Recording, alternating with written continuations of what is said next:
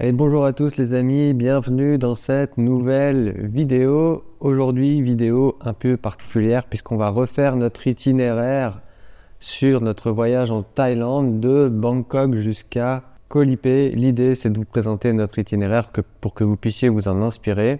Mais aussi, on va vous dire à chaque moment ce qui nous a plu et ce qui nous a déplu. Donc, c'est parti. Et on a donc commencé notre voyage en Thaïlande par la capitale Bangkok. Ce qu'on a beaucoup aimé à Bangkok, c'est une ville vraiment très moderne avec des transports en commun très accessibles. C'est vraiment très facile de se déplacer dans la capitale.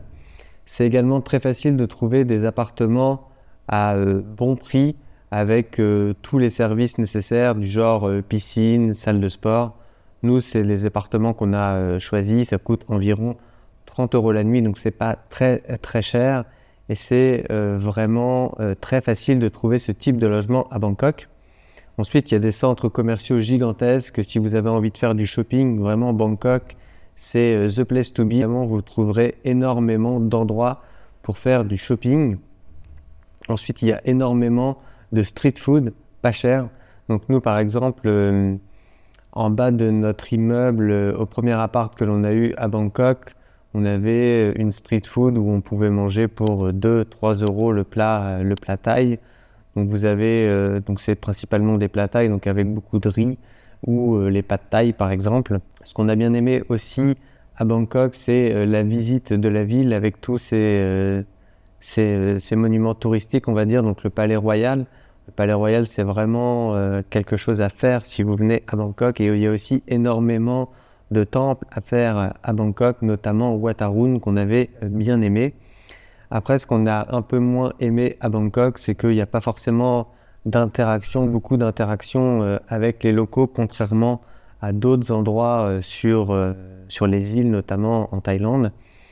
Et aussi, globalement, Bangkok, c'est un peu un bordel, il y a beaucoup de bruit, ça circule un peu dans tous les sens, il y a des tuk-tuk, il y a des deux roues, il y a des voitures, bref, c'est un peu un bordel en général, mais ça reste, à notre sens, une ville vraiment à découvrir si vous venez en Thaïlande. Ensuite de Bangkok, on est allé à Kanchanaburi et exactement dans le centre pour éléphants Bon Mama.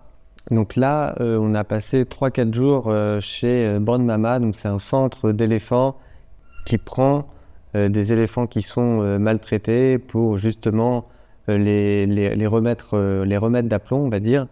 Et donc, ce qu'on a vraiment aimé chez Bon Mama, c'est la proximité avec les animaux et notamment avec les éléphants, puisque vous pourrez les nourrir, les promener, se baigner avec eux. Donc ça, c'est vraiment top. C'est un truc qu'on a vraiment aimé. Globalement, les animaux sont bien traités, donc que ce soit les éléphants, mais aussi il y a des chiens, des chats, il y a même un cochon. Et donc, on sent vraiment que dans ce centre-là, les animaux sont bien traités. Et ça, c'est vraiment top, puisque c'est pas forcément le cas partout en Thaïlande. On a découvert le métier de Maout, donc c'est la personne qui va s'occuper de l'éléphant et qui va permettre d'assurer la sécurité des différents éco-volontaires qui vont venir dans le centre. On a aussi eu plus d'informations sur le commerce autour des éléphants. Donc il faut savoir que les éléphants en Thaïlande, c'est un peu un business comme ça pourrait être l'immobilier en France. C'est-à-dire que vous pouvez acheter un éléphant et ensuite le louer. Ce qui est le cas de Brigitte, la propriétaire de Bon Mama. Elle loue ses éléphants pour justement faire en sorte qu'ils soient bien traités. Ensuite, chez Bon Mama, vous ferez absolument ce que vous voulez. Donc il n'y a pas d'ordre imposé, il n'y a rien. Vous venez en tant qu'éco-volontaire, mais vous faites absolument ce que vous voulez, vous êtes libre de vos mouvements et vous pouvez organiser vos journées comme vous voulez, donc ça c'est plutôt cool. Et ce qui nous a permis notamment de visiter les alentours et notamment le parc national Erawan, mais on y reviendra juste après. Et puis c'est un endroit aussi où on a pu rencontrer pas mal de voyageurs, donc ça c'était le point positif pour Bon Mama. Et les points un peu plus négatifs, on va dire, sur Bon Mama, c'est que le quotidien est toujours le même chez Bon Mama, donc c'est petit déjeuner des éléphants, promenade des éléphants, baignade des éléphants, donc voilà, c'est un peu redondant, donc on vous conseille d'y passer 2-3 jours, mais pas forcément beaucoup plus, parce qu'après, on tourne vite en rond. Et c'est pour ça que nous, on était restés 3 ou 4 jours, je crois, et on a décidé d'aller au parc national Erawan, donc c'est un parc national qui est à 1h30 de Kanchanaburi. C'est un parc national qui est très très joli, vraiment avec un très joli cadre, bien aménagé, avec des belles cascades. Donc ici, vous pourrez passer la journée. C'est un parc national qui est très très propre et c'est une journée aussi qu'on a partagée avec Sandrine et Luc, des voyageurs qu'on a rencontrés chez Bandmama. Donc ça, c'était vraiment cool. Après, les défauts par rapport à ce parc national, si vous venez à Bandmama, c'est à 1h30 de route de chez Bandmama. Donc ça fait un peu pas mal, donc prévoyez la journée si vous voulez découvrir ce parc. De Kanchanaburi, on est retourné à Bangkok pour ensuite prendre un vol pour Phuket. Et donc là, à Phuket, on a séjourné principalement dans le sud de Phuket, autour de Rawe Beach, si je me souviens bien.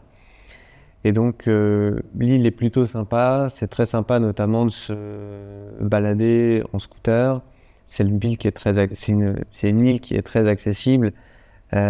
Facile, donc très facile à découvrir en scooter. Ce qu'on avait bien aimé aussi, c'est faire les excursions à Korai et Raja Island. Donc c'est des îles qui sont à côté de Phuket, qui sont pas très très loin, à 40-45 minutes. Et donc ça, c'était plutôt cool à faire. Même si globalement, on y reviendra après, mais les excursions depuis Phuket sont clairement plus chères qu'ailleurs en Thaïlande. Et ensuite, ce qu'on a bien aimé à Phuket, c'est aller dans le nord-est de Phuket, où là, on a retrouvé quelque chose de plus authentique, avec il y avait certains locaux. On a été dans un restaurant où ils parlaient même pas anglais, la carte était en thaï, donc on a été obligé de prendre Google Translate pour savoir quel plat on devait commander. Donc ça, c'était plutôt cool. Il vaut mieux, je pense, aller dans le nord-est ou le nord-ouest de l'île plutôt que dans le sud. Puisque là, vous aurez vraiment la concentration de touristes, notamment autour de Patong. Donc, si vous venez à Phuket, plutôt dans des zones moins touristiques, à mon sens. Ce qui était sympa aussi à Phuket, c'est la visite de Big Buddha. Donc, vous ne pourrez pas le rater si vous venez à Phuket. Il est au centre de l'île et il culmine l'île, donc vous le voyez vraiment de loin. C'est une visite qui est gratuite, donc ça, c'est plutôt cool. Et ensuite, un des trucs sympas qu'on a fait, on a été voir DJ Snake. C'était un peu la surprise quand on est arrivé à Bangla Road, à Patong, où en fait on a découvert que DJ Snake venait le soir même et donc on a pu passer la soirée avec DJ Snake au platine, donc ça c'était cool. Sur les points négatifs, effectivement, donc sur Phuket, il y a énormément de tourisme, il y a beaucoup de choses qui sont faites autour du tourisme, donc notamment autour de Patong. C'est vraiment le tourisme de masse. Si je vous mets des images de Bangla Road par exemple, mais voilà. Il y a énormément de monde. Qu'on n'a pas très aimé aussi à Phuket, c'est qu'il y a peu d'échanges vrais, entre guillemets. C'est-à-dire que tout est rapport à l'argent. Si vous avez besoin de quelque chose, à la limite, il faut payer. Donc ça, c'est un peu le défaut globalement de la Thaïlande, mais surtout de la Thaïlande où il y a beaucoup de tourisme. C'est-à-dire que dès que vous voulez faire quelque chose, en gros, il faut payer. Et on a vu aussi malheureusement de la maltraitance animale. Donc ça, c'est vrai que quand vous vous promenez en scooter, il y a beaucoup d'endroits où vous allez pouvoir monter à dos d'éléphant et on s'aperçoit très vite que les éléphants sont maltraités, ils sont super maigres et donc ça c'est pas terrible. C'est pareil, il y a des business autour de bébés tigres que vous allez pouvoir aller caresser par exemple, mais à mon avis ils sont shootés, enfin bon bref, vraiment que des trucs pas très recommandables. Donc ensuite, quand on était au nord-est de Phuket, on a pris un bateau direction Koh Yaoye et Koh Yao Noi. Donc ça, c'est vraiment deux îles qu'on a adoré à faire en Thaïlande, puisque c'est vraiment ici qu'on a retrouvé l'authenticité, de la gentillesse des habitants. Il y a très très peu de touristes, donc ça, c'est vraiment top. On a pu louer des scooters, faire le tour de l'île. Donc ça, c'était vraiment vraiment top. On a dormi au milieu de rizières. Puis c'était à Koh Yaoye ou Koh Yao Noi, mais en tout cas, ça c'était vraiment, vraiment sympa. Et on a aussi la possibilité de faire des excursions bien moins chères que ce qu'on avait vu à Phuket. On a notamment fait l'excursion vers le parc national de Hong Island. Donc ça c'est pareil, on a passé une journée, on a visité 5 ou 6 îles, c'était vraiment, vraiment top. Et le lendemain, on avait fait la journée vers James Bond Island. Alors James Bond Island, c'est sympa, il y a pas mal de touristes, mais si vous y allez assez tôt le matin, normalement ça va. Mais c'est surtout qu'après, on avait fait un tour de pas mal d'îles où il y avait absolument personne. Donc on était tout seul sur les îles. Et ça, vraiment, c'est un truc qu'on vous recommande. C'est la sortie de James Bond Island avec 9 îles. Vous faites 9 îles dans la journée. Vous visitez aussi le Big Tree Island, donc une île où il y a un très très gros arbre. Je vous mets les images. Et donc ça, c'est vraiment quelque chose qu'on vous recommande. Koh Yaoye, Koh Yao Noi. c'est notre coup de cœur des îles en Thaïlande sans hésiter. Juste que effectivement, comme il y a moins de touristes, forcément la qualité et le confort des hébergements pour notre budget à nous en tout cas était un peu limité. Ensuite on a repris un bateau direction Koh Phi Phi. Donc Koh Phi Phi effectivement c'est l'île que tout le monde vous dit, sur laquelle tout le monde vous dit d'aller en Thaïlande. C'est le truc à faire vraiment en Thaïlande. Donc nous c'est pas forcément ce qu'on a préféré. Maintenant dans les côtés positifs de Koh Phi Phi, c'est vrai que c'est très très beau, notamment Maya Bay. Et Maya Bay, donc c'est Maya Bay, Maya Beach, donc ça c'est la fameuse plage où a été tournée la plage du film où il y a DiCaprio. Et après vous allez dans un lagon aussi, c'est absolument magnifique. Le seul problème c'est que c'est blindé de touristes. Nous on avait fait Maya Beach dès le matin et il y avait déjà 3 ou 4 bateaux d'accostés pour faire cette excursion. Donc vraiment ça gâche un peu l'expérience. Ah oui, et dans les autres points positifs, si vous venez à Koh Phi Phi, faites la plage de Lung Di. Donc c'est une plage qui n'est pas dans le centre, il faut marcher 40-45 minutes pour y aller. Mais c'est vrai que là, on était, je sais pas, même pas une dizaine de touristes sur cette plage-là. Donc je vous recommande vraiment de faire cette plage. Si vous venez à Koh Phi Phi, vous serez un peu à côté du tourisme de masse. Et c'est vraiment, à mon avis, si vous voulez passer des journées plage, c'est là-bas qu'il faut aller. Dans les points négatifs, j'en ai déjà un peu parlé, mais c'est vrai que Koh Phi Phi, c'est très bruyant. Quand vous marchez dans la rue, à certains endroits, ça pue, clairement. Le soir, c'est très bruyant. Il y a la fête jusqu'à 4-5 heures du matin. C'est évidemment blindé de touristes. Le soir, vous marchez, il y a une rue principale, c'est blindé de touristes.